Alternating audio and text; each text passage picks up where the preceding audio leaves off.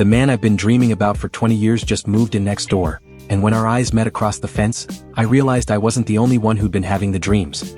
I first saw him when I was 7 years old, not in real life, but in the strange theater of sleep where impossible things feel absolutely real. He was sitting on a park bench, reading a book with a blue cover, and when he looked up at me, his eyes were the color of storm clouds, gray with flecks of silver that seemed to move like lightning. Even at 7, I knew there was something different about this dream. It felt too vivid, too consistent, too much like memory.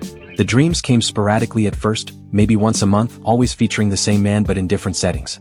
Sometimes he was walking through a library, running his fingers along book spines.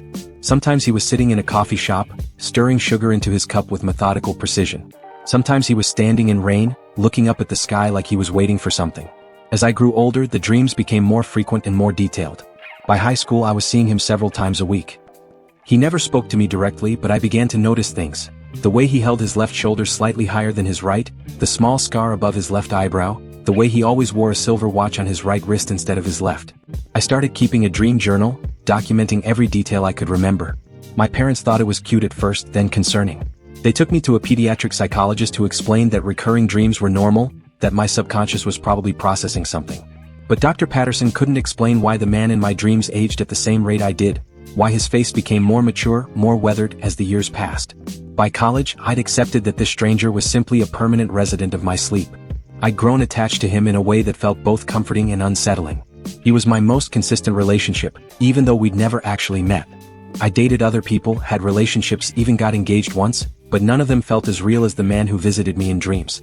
When I graduated and moved back to my hometown, I bought a small craftsman house on Maple Street, the same street where I'd grown up. The house next door had been empty for months, a for sale sign slowly weathering in the front yard. I liked the privacy, the quiet, the way the old oak tree in my backyard created a natural barrier between my property and the empty lot next door. Then, on a Tuesday morning in October, I woke up to the sound of a moving truck rumbling down my street.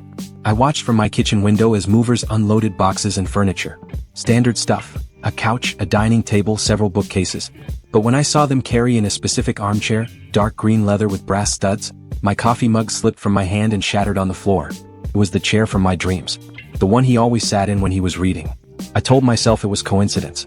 Lots of people have green leather chairs. But as the day wore on and more items were carried in, I recognized piece after piece. A particular floor lamp with a stained glass shade, a wooden desk with distinctive carved legs, a set of blue dishes that I'd seen him eat from countless times in my sleep.